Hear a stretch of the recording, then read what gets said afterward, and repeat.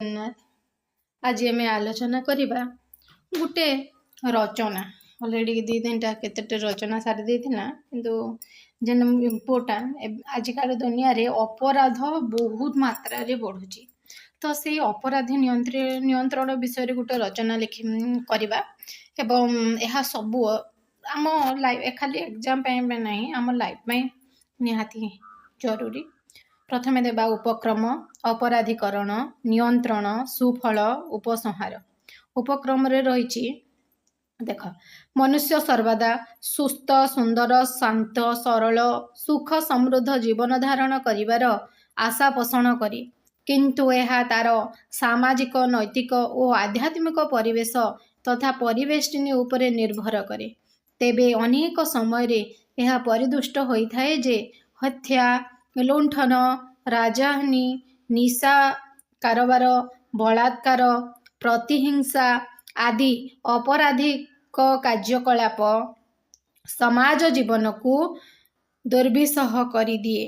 अपराधी माने नियंत्रण बाहर को जाई प्रशासन को अवमानना करी अपराध प्रवण होई ए प्रकार परिस्थिति सृष्टि करि थांती जहाँकि ए क्षेत्र रे अपराधीकरण नियंत्रण जरूरी अटे।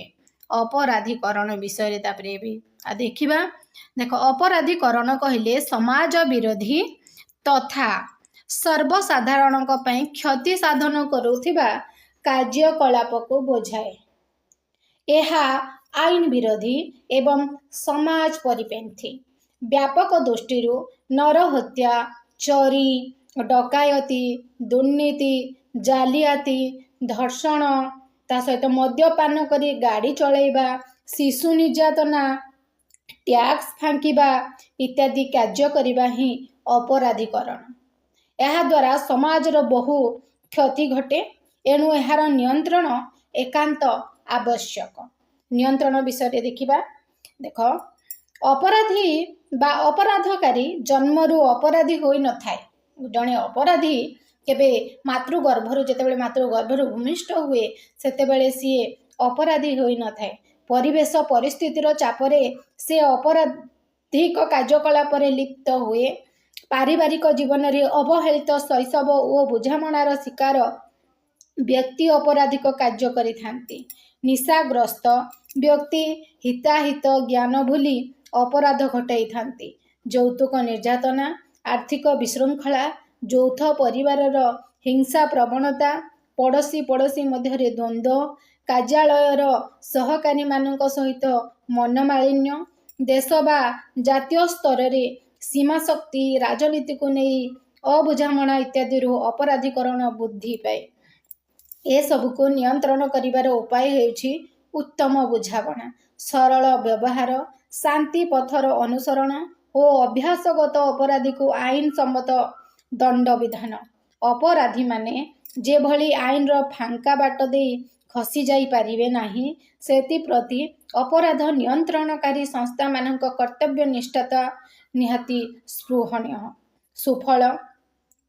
सुफल रे कौन कौन रहिला अपराधीकरण नियंत्रण द्वारा मानविक मूल्यबोध बुद्धि सहित अनैतिक कार्यकलाप लोप पाइब। चोरी डकायती राहाजानी धर्षण अपहरण जालीजाती आदि अपराधिक कार्यकलाप समाज को तथा जनजीवन को आकंठित करिब नाही।